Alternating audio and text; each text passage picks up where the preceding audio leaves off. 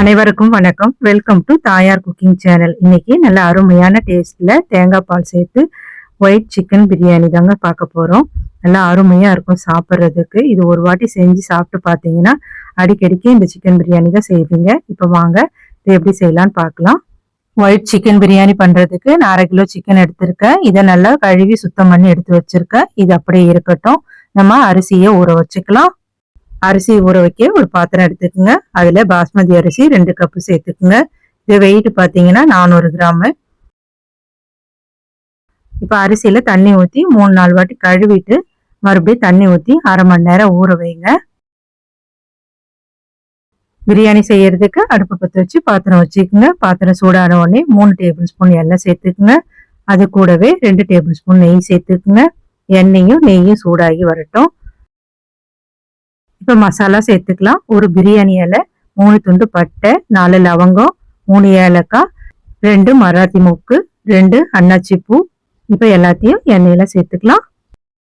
மசாலா நல்லா எண்ணெயில பொரிஞ்சு வந்த உடனே 3 வெங்காயம் நீல வாக்குல கட் பண்ணி வச்சிருக்கோம். அதை சேர்த்து வெங்காயம் நல்லா பொன்னிறமா வரணும். அந்த அளவுக்கு வதக்கி விடுங்க. இப்ப பாருங்க, வெங்காயம் நல்லா வதங்கி வந்துருச்சு.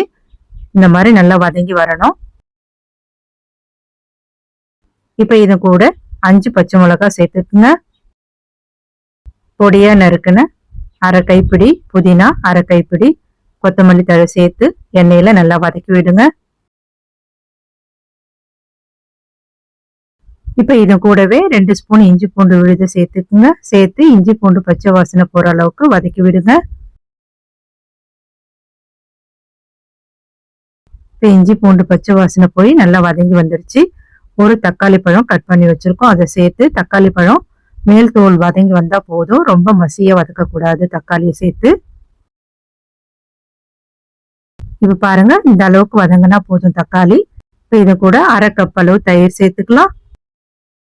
இந்த பிரியாணிக்கு தேவையான உப்பு சேர்த்துக்கலாம். 1 டேபிள் ஸ்பூன் கல் உப்பு சேர்த்துக்கிறேன். நம்ம சுத்தம் பண்ணி வச்சு சிக்கனையும் சேர்த்துக்கலாம். சிக்கனை சேர்த்து நல்லா 5 நிமிஷத்துக்கு மசாலாவோட நல்லா வதக்கி விடுங்க. சிக்கன்ல இருக்கிற தண்ணி நல்லா வெளியில வந்து சிக்கன் நல்லா வதங்கி வரணும்.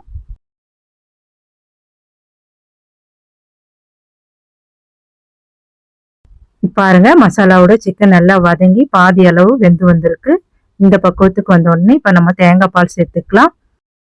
இது மீடியம் சைஸ் ஒரு தேங்காய்ல இருந்து எடுத்து 2 கப் அளவு பால் எடுத்து வச்சிருக்கோம். அதை சேர்த்துக்கலாம். இது கூடவே 1 கப் அளவு தண்ணி சேர்த்துக்குங்க. 1 கப்பு பாஸ்மதி அரிசிக்கு 1.5 கப் அளவு தண்ணி வைக்கணும். நம்ம 2 கப் அளவு பாஸ்மதி அரிசி எடுத்திருக்கோம். இப்போ தேங்காவும் தண்ணி சேர்த்து 3 கப்பு வச்சிருக்கோம்.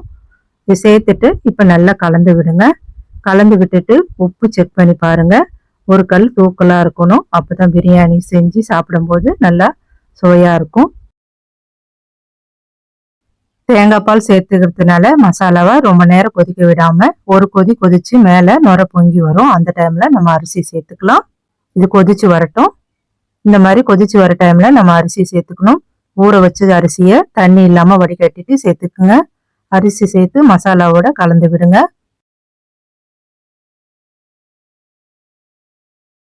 நல்லா கலந்து விட்டுட்டு இப்ப இதன் கூட 1 ஸ்பூன் எலுமிச்சம்பழ சாறு சேர்த்துக்குங்க. எலுமிச்சம்பழ சாறு சேர்த்துட்டு நல்லா கலந்து விடுங்க. கலந்து விட்டு அரிசியும் தண்ணியும் ஒரே லெவலா வெந்து வரணும். அந்த அளவுக்கு வேக விடுங்க.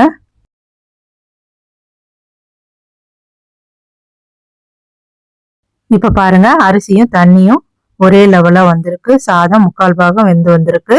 இப்ப நம்ம தம் போட்டுக்கலாம். இதை இறக்கி வச்சுட்டு அடுப்பு மேல பழைய தோசை கல் இருந்தா எடுத்து வச்சிருங்க. அதுக்கு மேல நம்ம பிரியாணி பாத்திரத்தை வச்சுட்டு மூடி வச்சு மேல வெயிட்டா ஏதாவது வச்சிருங்க. நான் வெயிட்டுக்கோசம் பாத்திரத்துல தண்ணி ஊற்றி வச்சிருக்கேன். தோசை கல்லு நல்லா சூடான உடனே அடுப்பை ஃபுல்லா தீயை குறைச்சி வச்சிருங்க. குறைச்சி வச்சுட்டு 20 நிமிஷம் தம் போடுங்க.